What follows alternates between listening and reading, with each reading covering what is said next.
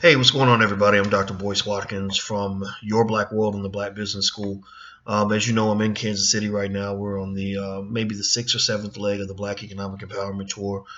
We have gone to a lot of cities so far this year, and we're going to go to a whole lot more, probably 30 or 40 by the time the year's up. And our number one goal is to share the gospel of Black economic empowerment, to really talk about the next step of the civil rights movement, which is for Black people to get our money right, for Black people to control our dollars, for Black people to invest our money, for Black people to make sure our kids are financially literate, that they understand how to build a business, that they understand that a lot of the reason that other people control you is because they control your money.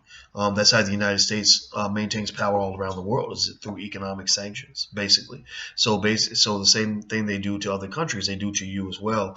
That basically, if you don't behave, if you don't do what they tell you to do, then they take money away from you, which threatens your economic security, which therefore forces you to get in line with their agenda and not the agenda for your family. So that's what we're all about. That's what we're doing. We went to LA last week, which was awesome, sold out. We did two events, both of them just packed to the max. And Houston, and we're going back to Houston pretty soon on the 15th of May. And after Kansas City, we got Baltimore and then Philly and some other places. So anyway, enough of that. I wanted to talk about something I just saw the other day. I was with my homeboy Vigilante, who's a rapper out in Kansas City. He's a rapper and an activist and just a radio show host and just a really smart guy. And he runs a great program for youth called Fringe Benefits of Education. And so Vigilante brought me in. His real name is Roger Suggs, a good guy. And he brought me in and showed me. He said, "Have you heard that new song by Willie D? The Coonin song?" And I said, "I think I might have heard of it. I saw Willie was on the Breakfast Club." And he said, "Yeah." He said, "Oh man, you got to hear it." And I said, "Okay, well let me hear it." So he played the video, and I watched the video, and I saw the lyrics on the screen, so I knew what he was saying. And I said, wow. Personally, I love the song. Just being real. I mean, just last week I was in L.A. with Tariq Nasheed at his Coon Train Awards, or maybe he calls them the Plantation Awards. But either way, I was in alignment with a lot of that. And here's the thing, though. Two things. One, everybody Willie D kind of brought up in the song. He brought up Stacey Dash, Stephen A. Smith, Charles Barkley, and Don Lemon. You've probably seen me at some point do some sort of extensive breakdown of each of these people. You saw when Dame Dash and I talked about Stacey, who's his cousin, and I felt kind of strange about that. I told Dame, I said, "Look, man, I don't want to cause any family turmoil with this video, but Damon is a smart guy. He's an honest guy. He says what's on his mind. So I let him give me his perspective on it. I know how I felt. The Stephen A. Smith, I told you when I was on his show, he was always respectful to me, but just because he was nice to me doesn't mean I don't have an obligation to kind of say, "Brother, what are you doing? Like, this is crazy." Some of the stuff that you're saying, you're attacking your own people, but yet when this white woman goes off on you on Twitter, you're apologizing like a little boy. You're showing this respect to white women that you don't show to black people. And that's a problem. That's a problem. When your community challenges you, you should be apologizing for that too. If you're going to apologize to the white woman, apologize to black people too. It's crazy to me. Charles Barkley, not much comment about Barkley. I would just say that, one thing that I've always said about Barkley is that Barkley, he's the guy that says what's on his mind, but the problem is that there usually isn't anything in his brain to begin with. So he's saying what's on his mind, but there's nothing inside his mind. So ultimately, he ends up saying things that just sound half crazy. Don Lemon, my thing with Don Lemon was pretty much during my critique of that show Empire. Now, I was not saying Lee Daniels does not have a right to make whatever programming he wants to make or express himself in whatever way he would like to express himself. But my position is that, we have to understand how these media images of black people being portrayed as violent, being portrayed as dysfunctional, how that plays out in courtrooms across America. When that all-white jury is sitting there looking at you and deciding if you're guilty or innocent, much of their decision is not based on the facts or based on what they know about you. It's based on what they think they know about you and where you come from, right? So when they're watching shows that present black people as screwed up, crazy, and dysfunctional, then guess what? That's exactly what they're going to see when they look at you. So it's going to make it a lot more difficult for you to navigate through life when you have media that presents you in a certain light. Hitler did that. Hitler knew that the best way to get people to be okay with him exterminating the Jews was to present Jews in the media as horrible, horrible people. So people thought they were, by getting rid of the Jews, they were doing a good thing for society. Anytime the United States declares war on another country, one thing they do is they use media propaganda to present the enemy as crazy, maniacal, horrible, whatever, because they want you to get on board with the extermination of that enemy. Do you understand? Saddam Hussein, for example, before Saddam was killed by the U.S. government, when we invaded his country, 5-6 years earlier, most of our leading politicians were saying very good things about Saddam. They were making business deals with him, and they were saying, "Oh, he's a good man, he's an honorable man," blah blah blah blah.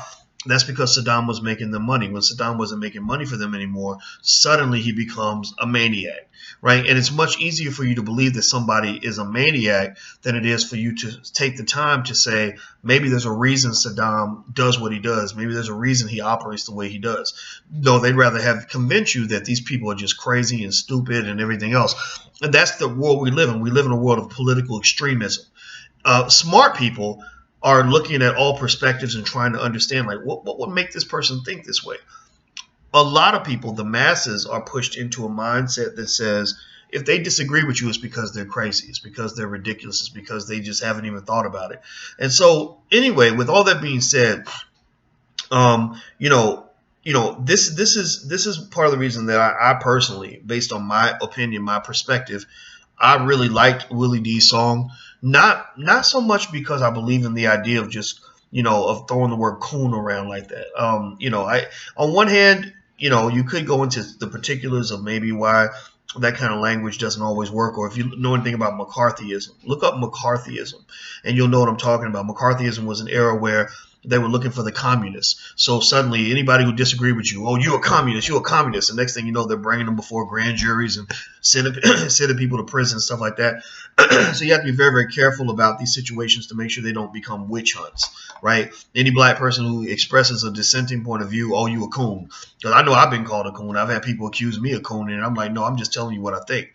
And here's the thing. Here's the subtlety in all this. And this is another reason why I like Willie D's song more than I dislike it. I never met Willie D. I did meet Scarface, and I think the Ghetto Boys were, they were what they were, just brilliant lyricists. They did a lot of great things in hip hop, a lot of powerful things. Let's say that. Although we can look at the '90s, in terms of hip hop, and kind of say, okay, some of these things were a little bit misguided, and maybe over time we had to mature as a community. But that's another conversation. But the reason I like the song more than I disliked it is because I think it is important that people start calling out the celebrities who are paid money to say horrible things about black people. What's really important is when you get celebrities calling out other celebrities. You see, so Willie D, by him making this song, I liked it because it showed.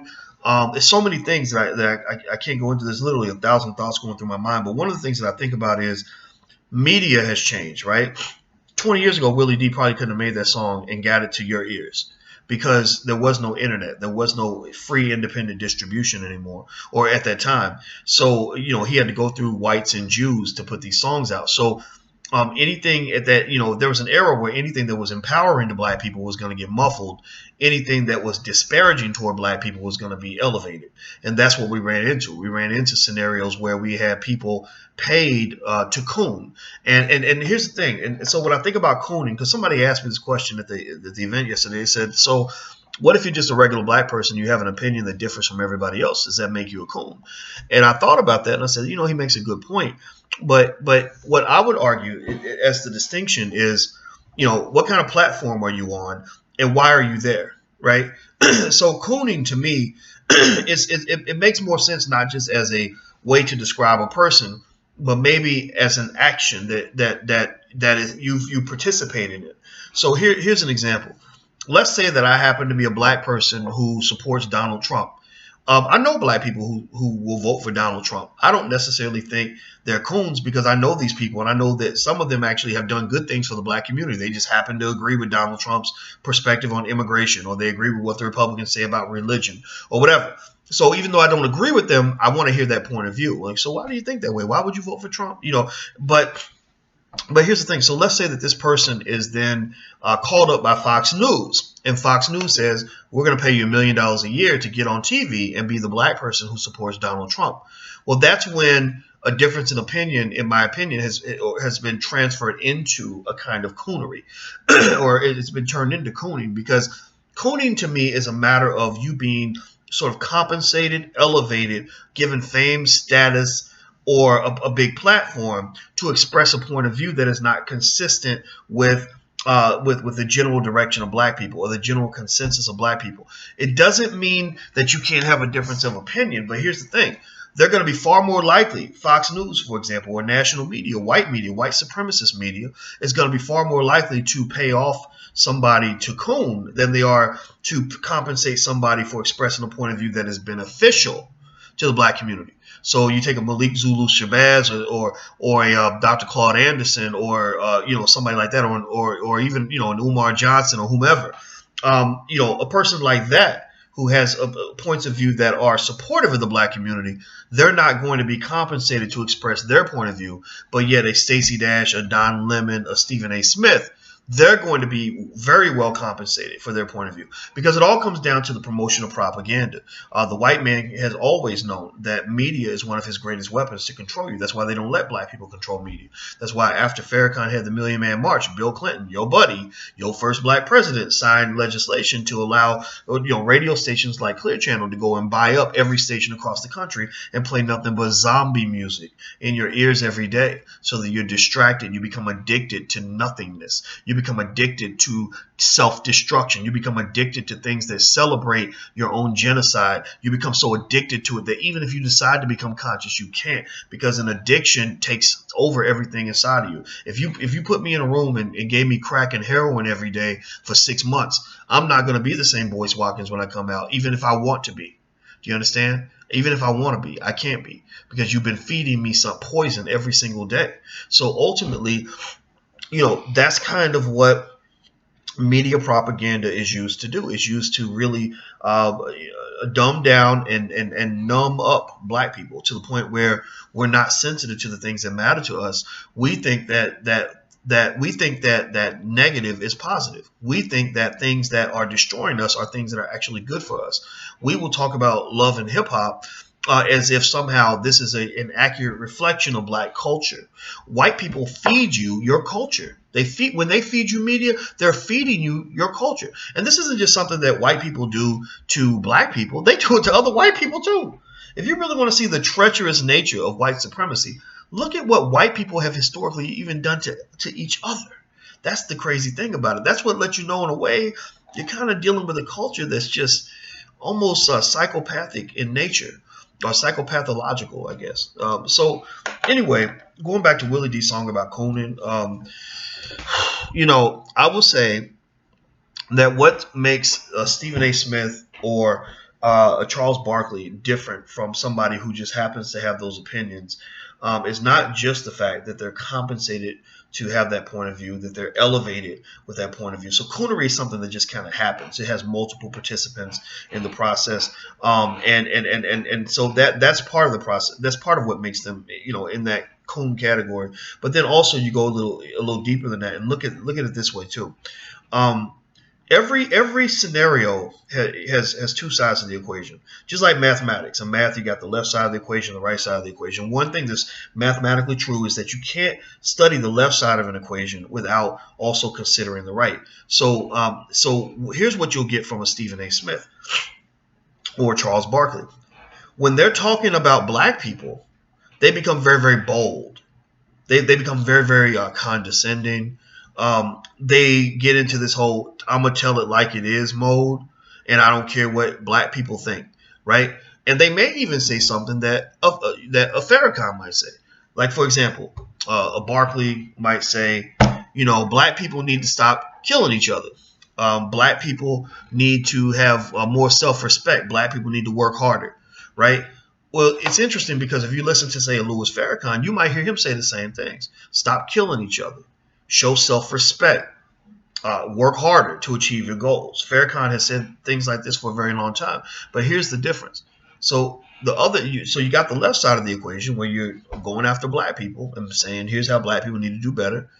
Then you get to the right side of the equation where it's time to tell white people, this is what you need to do. This is how you can do better. You need to stop discriminating against black people on the job. You need to stop killing black people with your police force. You need to stop acting like economic inequality does not matter. You need to stop telling us that slavery is in the past and you don't want to talk about it. Farrakhan will say these things too. Farrakhan will go as hard on the white man as he will on black people because he's not afraid of white people. Stephen A. Smith and Charles Barkley, that's where they get off the bus. Do you understand? So it's like in those basketball games where somebody hits, one player hits the other one and the other person retaliates, and the referees only see the retaliation, so they punish the person who retaliated without even finding out why he was hitting the guy in the first place. And that's kind of what a Stephen A. Smith or Charles Barkley will do. They will look at one side of the equation and not consider the other.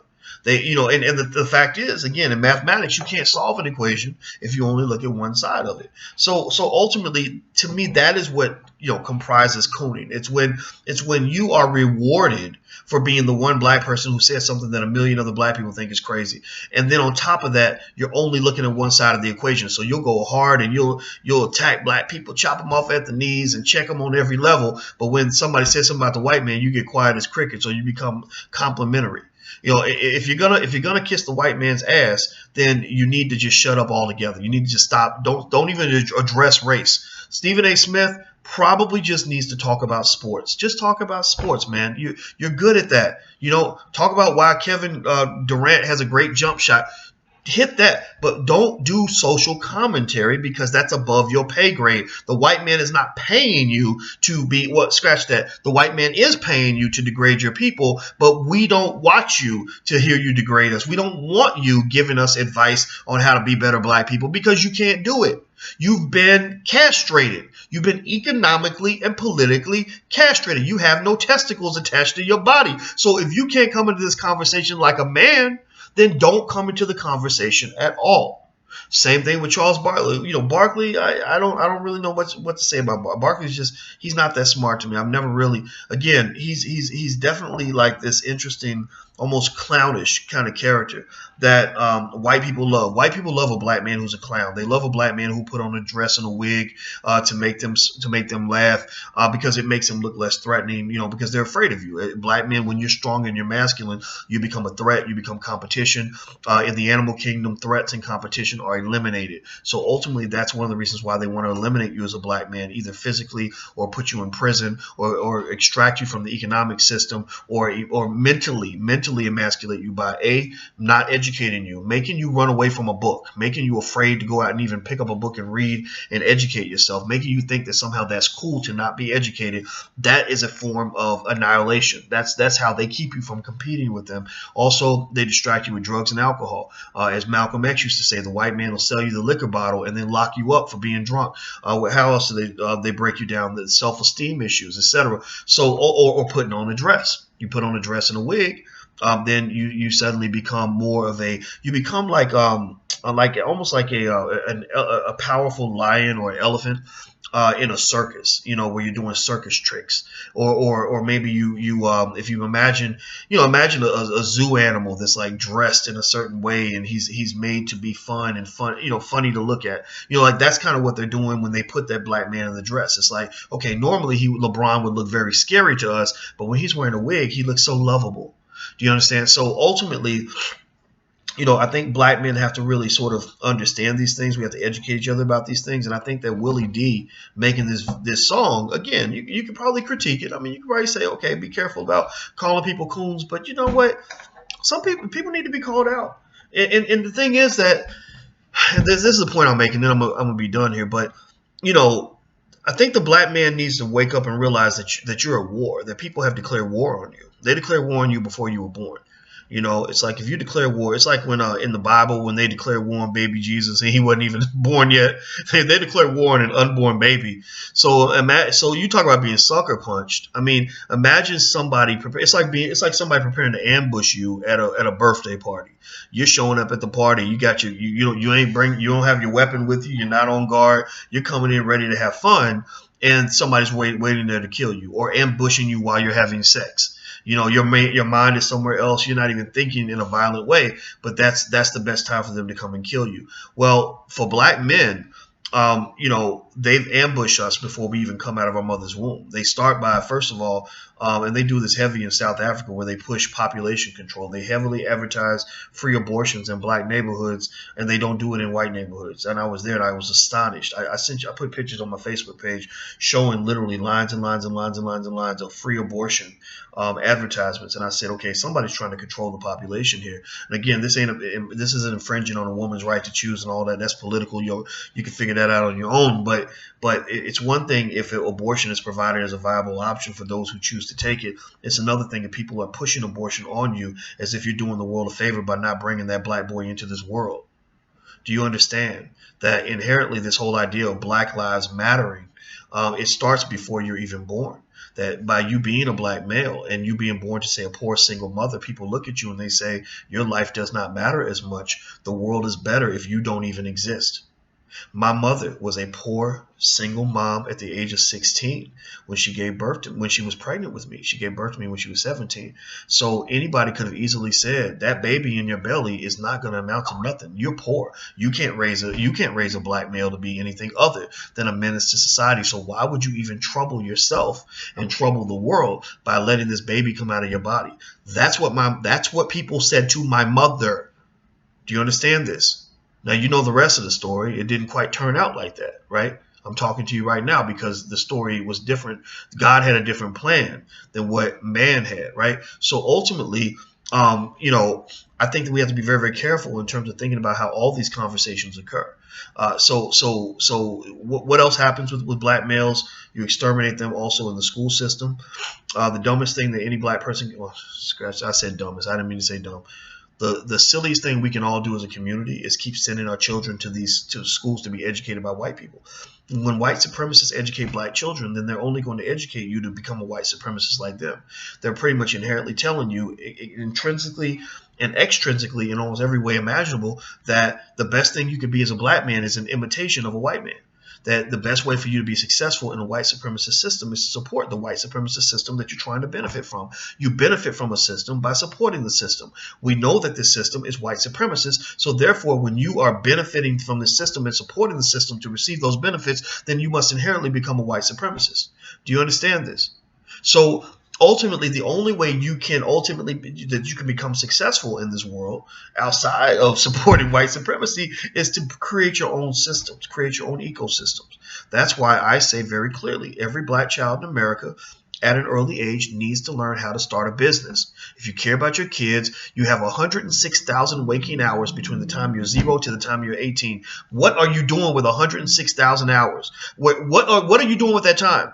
What in the hell is happening when a child gets to be the age of 18 and still can't read, still can't write, still can't do math, when literally it would have taken maybe 100 or 200 hours of studying to learn how to do all those things? Maybe 1,000 hours, maybe 500 hours, I don't know. But you had 106,000 hours of life between 0 and 18 and your child still can't read. Your child still has no idea how to build a business. That's crazy to me. That doesn't make any sense. So we have to just start thinking about these things in common sense terms. When you talk about coonery, the reason coonery occurs is because we have economic deprivation, which therefore leads us to sell ourselves to this white supremacist system in order to survive. White people control you because they control your damn money. So once you gain control of your money, then you will have a grip on this white supremacist thing. My life became 100 times better when I found a way to support myself without having to look in the face of some condescending white man every day. And this is not me disliking all white people. No, white people are much easier to deal with when I'm calling the shots. When I'm the one deciding if I want to hire the white guy, I have all the power. Power respects power. Savages, and I'm telling you, this white supremacist system is a savage system. Savage, uncivilized collectives of people, all they know is power. I mean, think about the craziest thuggish person you know. The way to control them, the way to get them to actually do something decent sometimes is you got to smack them upside the head. You have to show that you have enough force to control that person. Then they will submit to you. That's what animals do. Gorillas and bears and all of that. If you show that, it's like if you're strong enough to take it, then he will bow to you. He'll do what you tell him to do. Do you understand? So ultimately, black people get run over because we don't have true black power. True black power comes through the development of economic systems that will sustain our community without dependence on white supremacy. You can't walk up in the white man's businesses looking for him to give you jobs because he's not going to hire you before he hires his own kids. That's just human nature. That's the way it's going to be. So the question is, what are you going to do about it? Are you going to hope that electing Bernie Sanders will get you what you're looking for? Bernie Sanders don't give a damn about you. I mean, yeah, he'll take your vote. He might care a little bit. He likes you. He'll give you a couple little trinkets, a couple little scraps, a couple little crumbs off the table, like he's doing with Killer Mike. He's taking care of Killer Mike. Killer Mike's been on shows. The rapper, who's his little surrogate, whatever Mike is doing, he'll take care of Killer Mike, but he's not going to take care of all of you. He can't take care of all of you because he is also committing himself to this system. So I'm about to be done with this, but I will say this. Final point. I love Willie D's song. I'm glad he made the song. I think that what we're seeing an era where black people are waking up. Ideas are being shared that didn't exist before. I just shared a text message this morning with Charlemagne the God, and as interesting as Charlemagne can be, because Charlemagne can be he's an interesting guy. I really appreciate the fact that he, Envy, and Angela Yee on the Breakfast Club are pushing forward to have, in the mix of everything else, they're having, the Farrakhan's through. They're having the Umar Johnsons come through. They're bringing on Willie D to talk about his new song, about cooning or whatever. They had me on a couple of times. And I think that that's what we're seeing. We're really seeing an elevated black community. And I really think that as the elevation occurs, as the awareness occurs, the first thing that happens when you become more aware is you become angry about all the things that were used to deceive you in the first place. People have fooled you into celebrating your own genocide. So just keep that in mind. If you can educate your own kids, even if they go to school somewhere else, homeschool your kids anyway. Like when they come home, make sure you're the one responsible for their education. You don't hand your child's education to somebody else. Number two, every black child in America should know how to start a business at an early age. And if you have a newborn baby, you bring them into the world with a share of stock, and you buy them a share of stock every 2 or 3 weeks until they turn 18. So therefore, they're working with hundreds of thousands of dollars in capital, so they don't have to work for somebody if they don't want to. Number three, every black family in America should have a family business. So you get together with your relatives who see eye to eye with you, and you say, we're going to sit in this room for as long as necessary until we come up with 5 business ideas. We're going to put them down, make them work, and we're going to activate this so that we can obtain independence for our family and for future generations. That's how you hold it down. You've got to take care of your own. Then at that point, people who are taken care of don't have to coon in order to get money. So the ultimate question would be, what kind of person would Stephen A. Smith be if he worked for an all-black network? If ESPN was run by black people, what things would Charles Barkley and Stacey Dash say if they were working for black people? Maybe they wouldn't even have the job. Maybe at the very least, you could get another black person who has an opinion that's more consistent with the norm of the black community, as opposed to these people, these unicorns that white people love to find, who will throw things out there that don't make any sense. So remember, economic deprivation is the source of a lot of the coonery that we see in the community. So is coonery real? Absolutely. I use the term myself. Some people don't like it, but I don't care. It is what it is. So keep that in mind. I'm about to get out of here, guys. By the way, don't forget, we're on tour. Kansas City, then Baltimore, then Philadelphia, then Houston, then New Orleans, then Las Vegas, then New York. And we're on and on and on. We're going to keep going and going and going because we're not going to stop this till we dead. I'm going to tell you, once I get off the plantation, I felt freer than a man could ever feel. I feel like I have lived 4 lifetimes already. So if I was dead tomorrow, I wouldn't die with any regrets, because I would feel like I lived the life that I was meant to live, not a life that somebody told me I had to live just so I could bow to white people. Don't spend your life bowing to nobody. You empower yourself. It starts up here. Talk to you guys soon. Take care. Peace.